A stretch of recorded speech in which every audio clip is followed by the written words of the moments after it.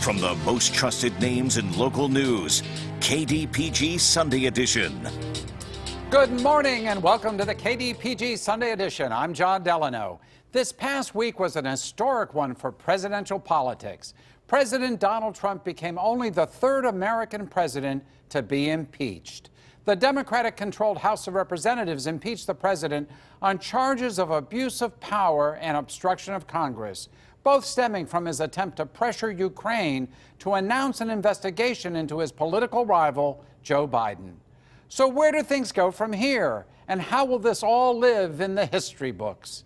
We're so pleased to welcome this morning on the KDPG edition two guests who will help put all of this into context. Dr. Kristen Kuppe is the director of pre-law at Duquesne and has taught courses on impeachment. And Dr. Laura Putnam is chair of Pitt's Department of History. And we're also joined by Julian Routh, who covers national politics for the Post-Gazette. Hey, welcome to you all. It's good to be with you. Thank you. You know, this past week, the House impeached the president, but that's really just like leveling charges. It doesn't remove the president from office, and that's where the Senate comes in. We've never had a president removed by the Senate.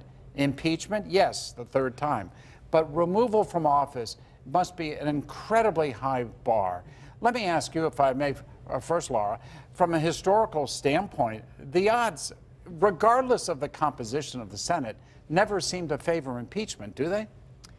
Well, I think impeachment is something which has happened so rarely within U.S. history that each one has played out in its own way, right? Every unhappy family is different in its own way. The same thing is true for impeachment proceedings. I don't think anyone looks at the current U.S. Senate and expects this president to be removed from office on the basis of this impeachment. And I think the people who've come together to support impeachment have done so for a variety of reasons having to do with their convictions about what statement is being sent about what's acceptable behavior from a president and what isn't, but not necessarily from a mean ends calculation, which depends on the outcome of the Senate voting to remove.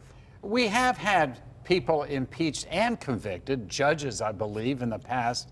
Right, Kristen? Yes, we've had judges, federal judges, we've had Secretary of War, and so the issue in the Senate is there's a much higher threshold for removal. In the House, it only requires a majority vote.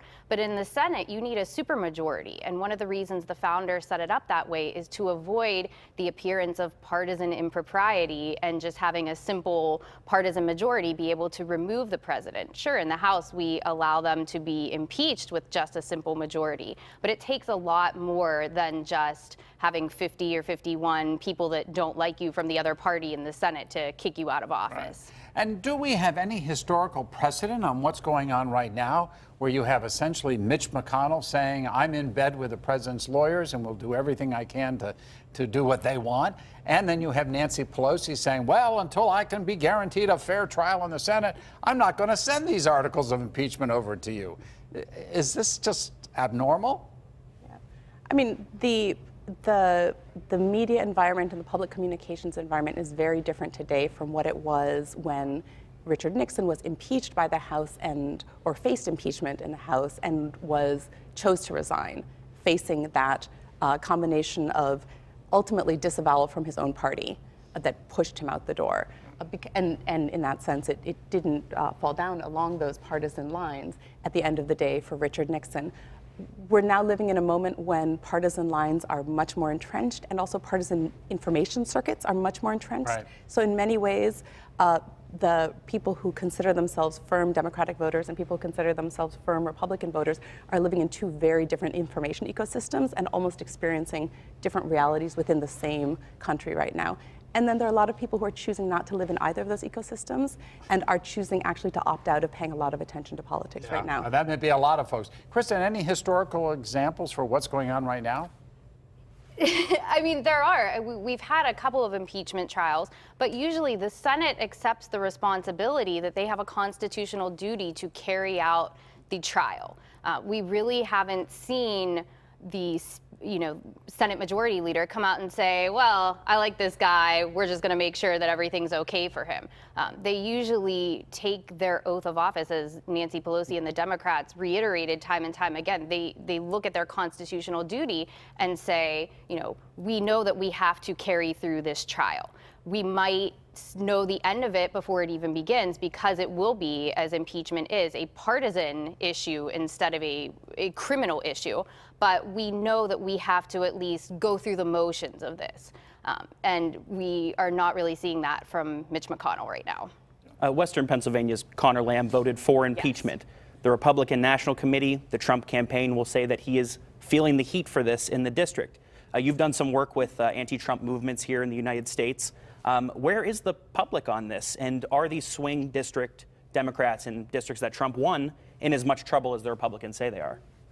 No, I think Connor Lamb is a great example of a Democrat who was elected in 2018 twice, who was very well aligned with his district.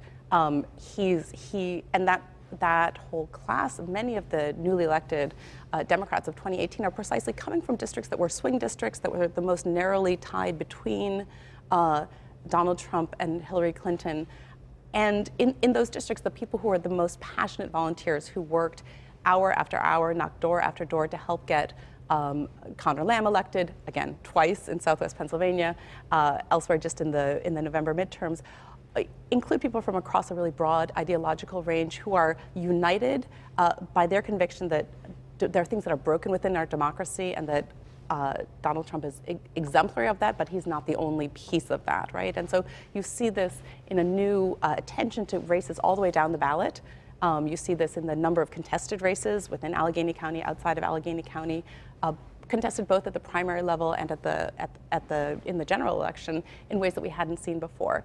So that conviction that there needs to be more participation in democracy and more effort to sort of rebuild our democracy goes hand in hand with the support for impeachment on the kinds of grounds that you've just articulated, that there are responsibilities that are laid out in our Constitution, and that there are people who feel strongly that cynicism is the real enemy here. Thinking that it doesn't matter is the real enemy here.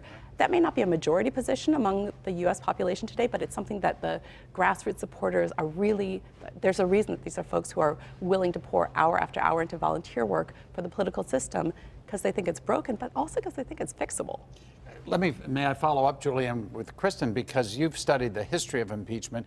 Do people who vote one way when the district feels another, do they end up losing their jobs politically?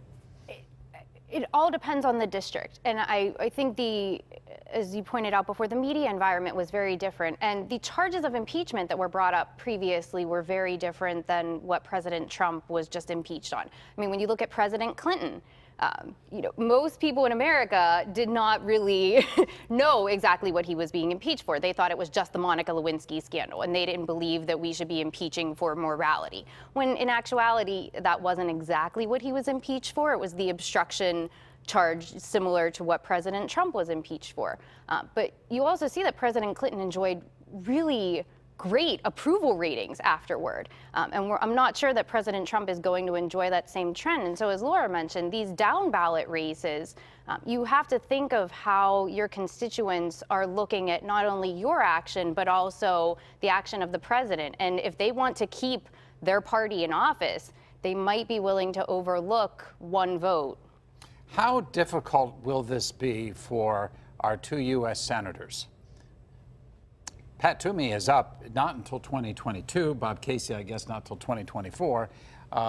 Toomey being the Republican from a state that is, I mean, we split. 9 Republicans voted for impeachment. I'm sorry, voted against impeachment. 9 Democrats voted for it. I mean, we're really split down the middle. Is this going to be a tough decision for our two U.S. senators when and if it finally gets to a Senate vote? Kristen? I don't think so. I think it will be a partisan vote, because Toomey would have a very difficult time running if he does vote to impeach Trump. But then again, his race is years out. And we always think that these huge political moments are going to affect ballots in 6, 12, 18 months, like shutdowns or any kind of big political moment. And we tend to have a very short political memory when it comes to these kind of things. We only have a minute or so. Laura, you want to wrap up on that question? I completely agree. I'll just add that, there have been protests weekly every Tuesday outside of at least 3 and sometimes 4 and 5 of Senator Toomey's offices, in Pittsburgh, in Harrisburg, in Philadelphia, and sometimes at some of the other district offices as well. But at least at those 3 every week for the past 2.5 years. I think we should pause and notice that that's kind of amazing. That level of citizen engagement with a senator who's not, as you say, is not going to be up for re-election, until 2022. So for sure, the larger electorate tends to have short memories. Hyper-engaged activists tend to have longer memories. Well, thank you both for being with us. We really appreciate your insights in this segment, and we're going to have Dr. Putnam sticking around for our next segment as well, when we turn to the focus really on the 2020 presidential race when the KDPG Sunday Edition continues. Stick with us.